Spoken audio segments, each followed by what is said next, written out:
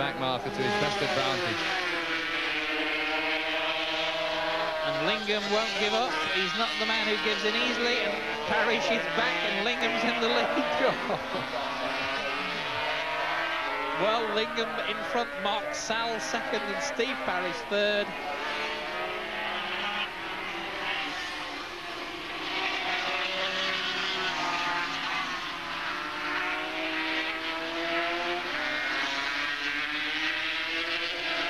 Excellent race. The veteran Steve Parrish, perhaps the oldest man in the race, being given a very good run indeed by these two young men, Gary Lingham, number 14, and number 4, Mark Sal.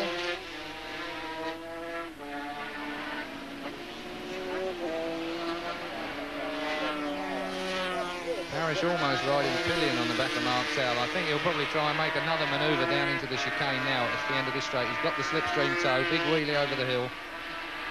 And Sal into the lead, but Lingham's got the better line. Oh! And Lingham was so mesmerised by Sal apparently going to just take his front wheel away that I think he psyched himself out of it all, didn't he? I think he probably found himself rushing into the corner a bit harder than he actually wanted to, and he just let it go a little bit wider. Sal then now the new leader, Steve Parrish second, and Gary Lingham having lost an awful lot of ground. And Gary's just charging.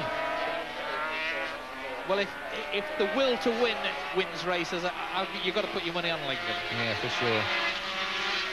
But my money's still on Parrish. This is going to be interesting. I think Steve is more experienced when it comes to back markers, and they've got two guys that they've got to catch up with in a minute. I don't think Steve thought it was going to be as hard work as this. No, I don't think so, but look at this. Oh, yes, Parrish through, and Lingham goes. Goodness gracious me, Parrish went one side of Sal, Lingham went the other, and Sal still managed to bounce back, hang on to second place. They just ease their way through past the tail ender, at least Parrish and Sal have, and Lingham's having to go the hard way onto the back straight. The tail enders are making hard work of this for these boys. Parrish having got a little bit of an advantage there. There's another tail end who's definitely going to be in the way for both Sal and Lingham, and the tail end is still racing with Sal and Lingham. And Gary was on the grass then trying to get past that slower man. Well, not that number 31, whoever he is. That's Marie-Paul Vailland, and he's got a quick motorcycle, and he's certainly quickened his pace, and was making life very difficult for Gary Lingham. Well, I think this is just about what Steve's been waiting for. I mean, he's been very, very fortunate in the way the back markers has fell, and he's used every ounce of his experience to get by them. And he's going to make some kind of a break now. So, Mark Sal chasing Steve Parrish, and Parrish, you can see, has got away, and Lingham still held up by another tail ender. Well, this is good for my prediction of the 1, 2, 3, because they're exactly in the right order at the moment, Chris, so be prepared to pay up. Cool heartless man. This is true, but it's easy from a commentary box. Yeah, Lingham definitely is trying hard again now, so I think Mark Sal better watch out.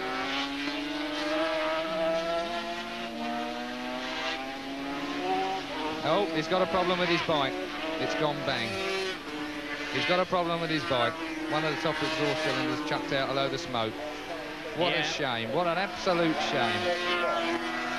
Meantime, Steve Parrish comes down the back straight into the chicane for the last but one time.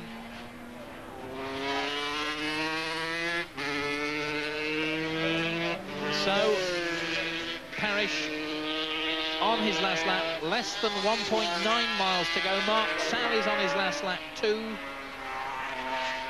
Steve at this point will be adding up the amount of expenses involved in winning this race. 6 seconds advantage for Steve Parrish.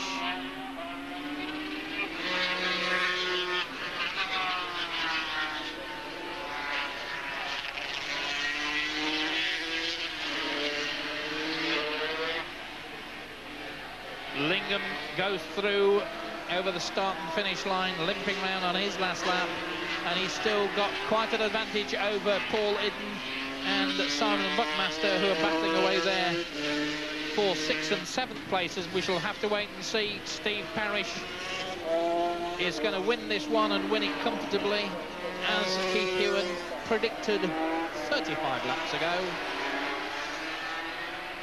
Thank you very much, Chris. Mark Sal will finish 2nd, as predicted 35 laps ago by Keith Hewen. But sadly, Gary Lingham's not going to be 3rd. Checkered flag time then for Steve Parrish. A good win. He came through from the back of the field to win that race. We've seen Mark Sal go through, so we've got the first 2 safely through. Wave there from Steve Parrish. There's the checkered flag then for Eero Huvarinen, who goes through. Now, who's it going to be? Is it going to be Lingham hanging on to 5th place? Yes, it is. Gary Lingham goes through. Just to remind you then, Steve Parrish the winner, Mark Sal finishing 2nd. 3rd was the Italian, Massimo Massera. In 4th place was the Finn, Eero Huvarinen. 5th, limping home, Gary Lingham. 6th, Simon Buckmaster. And 7th, Paul Idden. Well, Steve Parrish, a great ride through the field. How difficult was it getting past all those back markers? First few laps were a bit scary, I must admit, because a lot of the guys were from overseas. They didn't know the circuit, and they weren't where they were supposed to be, so it was very difficult. So I just went through this back of the field pretty steadily. I knew it was a long race, and so I didn't rush myself at the beginning. And then you had Gary and Mark to conquer, of course. That's right. I caught them quicker than I thought I was going to, actually, and I followed them for a while, and they were having a bit of a battle and trying to charge each other around and running into each other. So I thought, well, the best thing to do is to get clear, which I did, and got away from them. But catching them was the hardest thing. Getting by wasn't so bad, actually. Commentator Chris Carter said that somebody as experienced as you that's led Grand Prix shouldn't be in a European Championship race. What do you think about that? Well, the rules say that anybody on list 1, 2 or 3 of the World Championship grading list isn't eligible, but I'm on list 5, so I'm eligible. Apart from that, I need the money. So Steve Parrish making it a win there for Britain in the 500.